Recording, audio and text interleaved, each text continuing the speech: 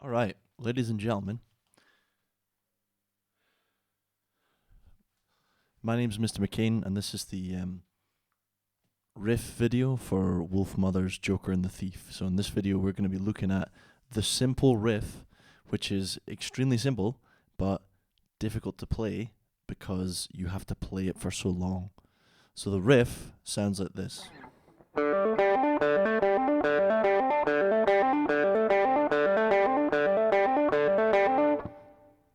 And I played it for I think 4 bars there. So 1 bar of this riff sounds like this. 1, 2, 3, 4. 1, 2, 3, 4. 1, 2, 3, 4. Dead quick, very legato, and it's in triplets. So what that means is that you play 3 notes for every beat. So you're going 1, 2, 3, 4. It goes 1, 2, 3, 1, 2, 3, 1, 2, 3, 1, 2, 3, 1, 2, 3, 2, 2, 2. 1, 2, 3, 2, 2, 3, 3, 2, 3, 4, 2, 3, 1, 2, 3, 2, 2, 3, 3, 2, 3, 4, 2, 3. 1, 2, 3, 4. 1, 2, 3, 4. So it's a tricky little riff. The reason it's so difficult is because you have to keep it up for so long. So we're in 4/4 here, and we're 150 beats a minute. What we're going to do is we're going to break it down and we're going to slowly speed it up. So you're basically using your 2 middle strings. You're using your D string and your G string. And you're in position 5, which means that your 5th finger is on the 5th fret of the D string. And your 3rd finger is on the 7th fret.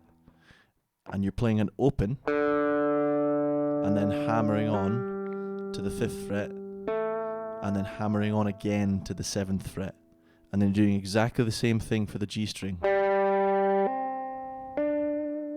So that's really slow.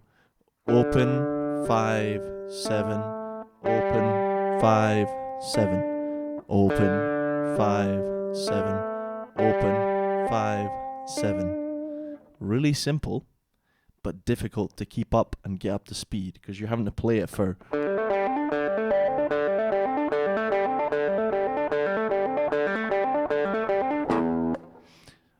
Right. What we're going to do to make it a little bit easier, what I would suggest is not only playing it slower, but playing it not with the hammer-ons. First of all, you want to play each note and you want to pick it. So you want to go...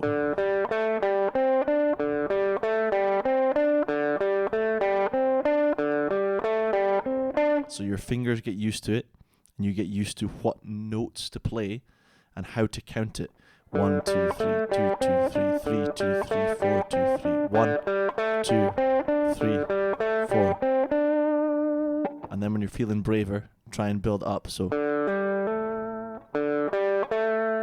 you could maybe hybrid it, so you could go 0, 5, pick for 7, 0, 5, pick for 7, 0, 5, pick for 7, 0, 5, pick for 7. Start it slow and build it up.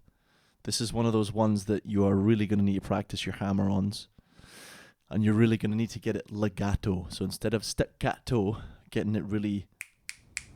You're going to need it legato so that it flows.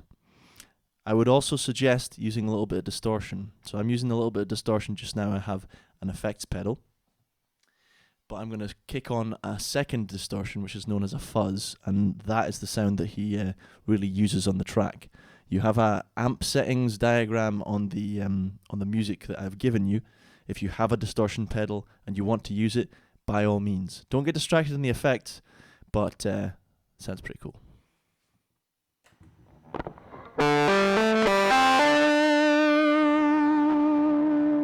So that is fuzz. And up to speed, that sounds like this.